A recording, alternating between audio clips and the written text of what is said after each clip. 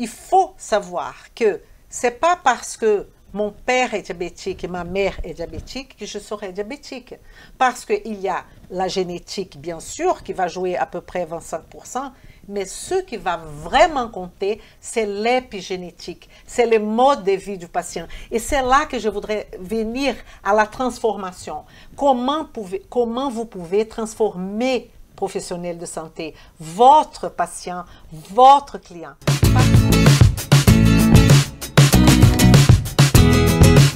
Vem comigo. On va construire cette ligne du temps. Cette ligne du temps, je répète, elle a été faite à partir de notre questionnaire en nutrition fonctionnelle qu'on a envoyé à notre patient. On a reçu ce questionnaire et maintenant, on va ouvrir et développer ce questionnaire. Donc, dans la colonne à gauche, vous voyez là la colonne à gauche, ce sont les éléments que l'on doit avoir dans notre ligne du temps. Là, je vous donne tout, hein?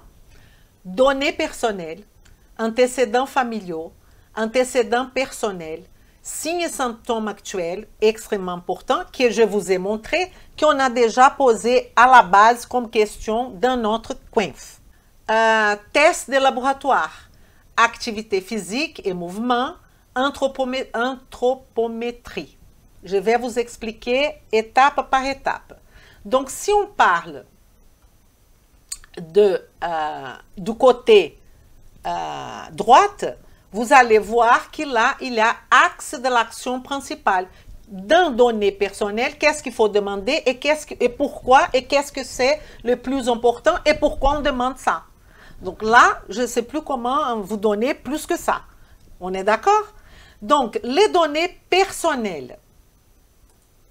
Allons-nous aux données personnelles. Est-ce que vous avez remarqué que dans les données personnelles, j'ai marqué âge en gras plutôt? Parce que les noms, les prénoms, les sexes, les téléphones, les mails. Pourquoi je demande les mails? Parce que ma communication, elle est faite avec mes patients par email. Pourquoi je demande réseaux sociaux?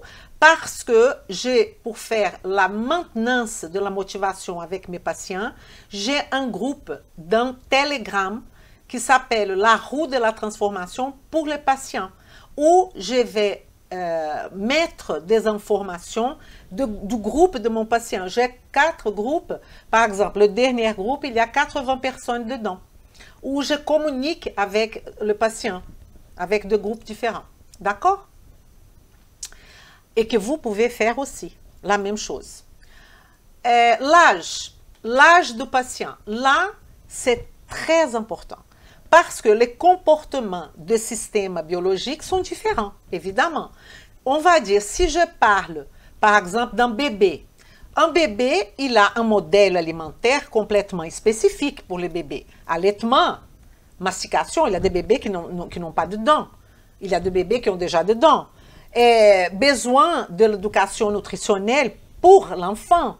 Ils sont en phase de croissance, ils ont un système endocrine complètement différent de l'adulte parce qu'ils sont en activation, ce système endocrine. Il y a la maturation des tissus en différents étages. Et là, je vais profiter de la question de Mireille, c'est qu'il ne faut pas tout connaître en même temps. Vous allez choisir qui est votre client.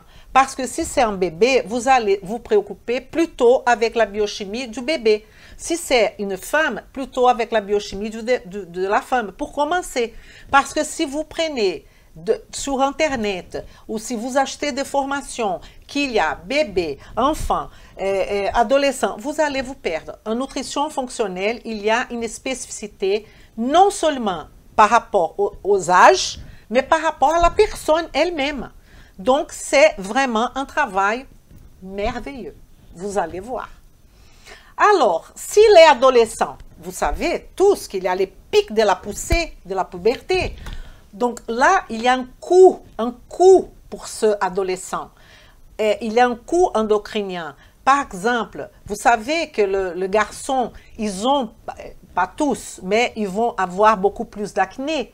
Et il va avoir aussi un déficit en zinc. Mais je ne vais pas vous dire pourquoi, sinon on va passer des années.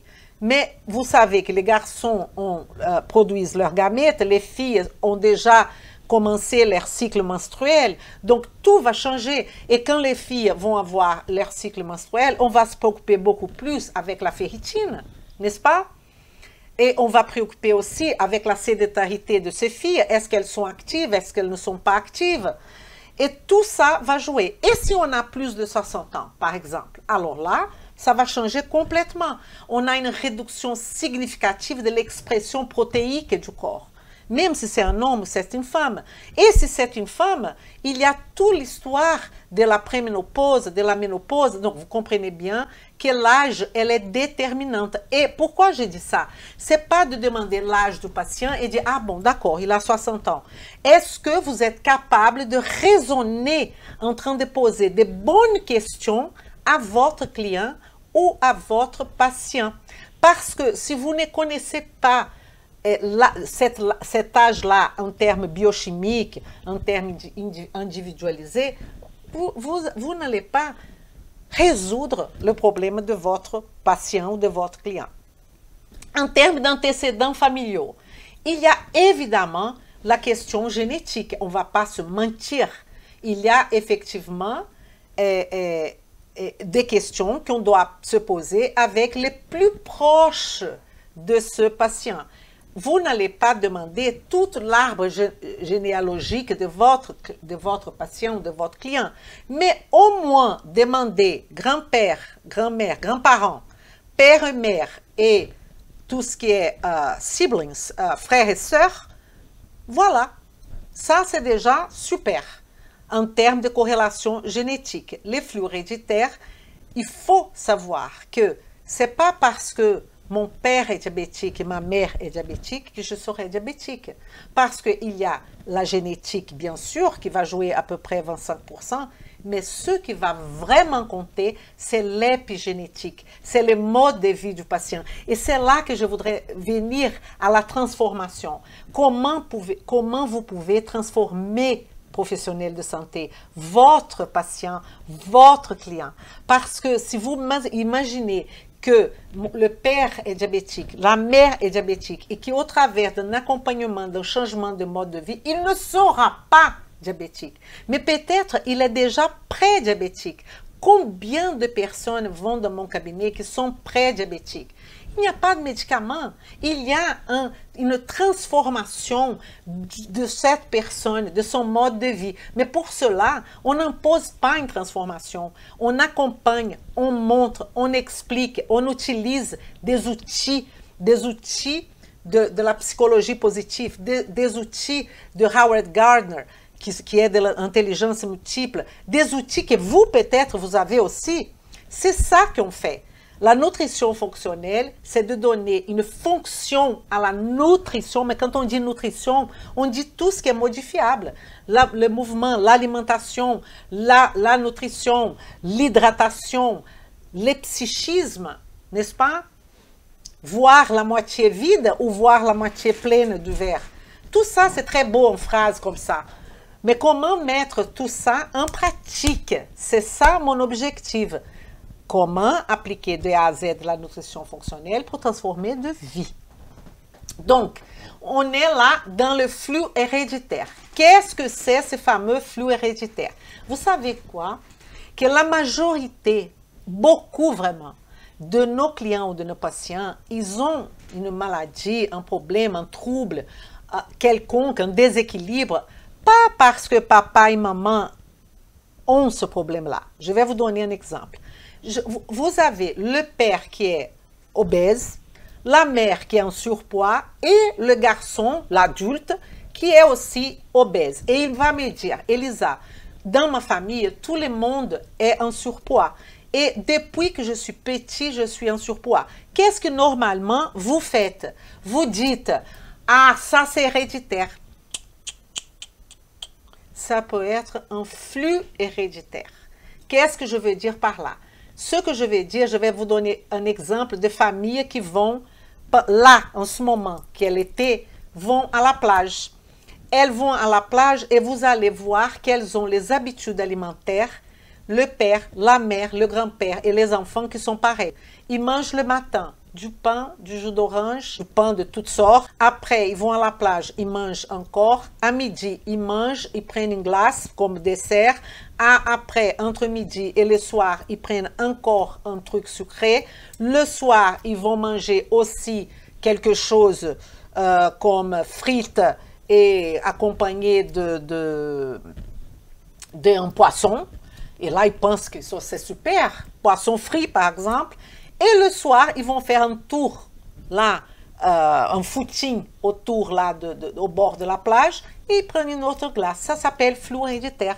Depuis que je suis née, je vois ma famille faire comme ça, je le fais. Et il n'y a rien d'héréditaire. Ce sont les habitudes héréditaires. C'est ça qu'on appelle flux héréditaire. Après, on va passer aux antécédents personnels. Tout ce qui se passe dans l'histoire du patient, qui peut être lié à son tableau clinique actuel. Les signes et les symptômes actuels, corrélation avec la physiologie normale versus l'état nutritionnel du patient. Parce qu'on peut avoir quelqu'un qui est obèse, qui est en surpoids et qui est en carence nutritionnelle. D'ailleurs, c'est la majorité de patients. Ils ont carence en zinc, ils ont la ferritine très haute parce qu'ils sont en processus inflammatoire, ils ont une CRP très haute, ils sont inflammés. Et alors, ils ont une coenzyme Q10 qui c'est aux chaussettes. Donc, ils ont un état nutritionnel qui ne permet pas que cette personne revienne à sa vitalité positive. Vous comprenez? Médicaments et suppléments. Très important à demander au patient. Je prends tel médicament. Pourquoi? Pourquoi vous utilisez ce médicament? Parce que nous, on a besoin aussi de connaître la pharmacocinétique.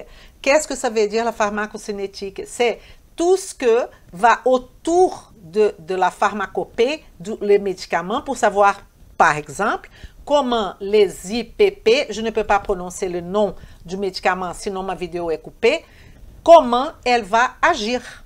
Comment va agir ce médicament-là. C'est hyper important que vous connaissiez ça. Parce que nos armes, c'est exactement l'alimentation et la nutrition. Mais si le patient prend ça, il faut savoir quelles sont les conséquences de cette prise. Et il faut aussi regarder, par exemple, les suppléments que on ne sait pas trop ni pourquoi les patients, ils vont, par exemple, ils achètent des suppléments. Ils ne changent rien dans leur mode de vie, mais ils achètent du magnésium à la folie, ils achètent la B6, la B12. Ah, prendre de la B12, c'est génial. Eh bien, il va à la pharmacie, il le prend. Écoutez, la nutrition, elle ne marche pas en train d'aller à la pharmacie et prendre un truc. Ça n'existe pas. Vous oubliez ça. C'est une synergie.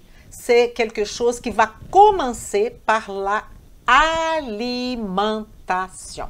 Si vous voulez ou si vous ne voulez pas.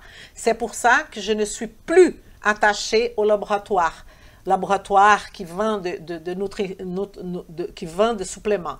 Pourquoi? Parce qu'ils vont toujours dire que c'est hyper important de prendre un supplément. Je ne suis pas d'accord.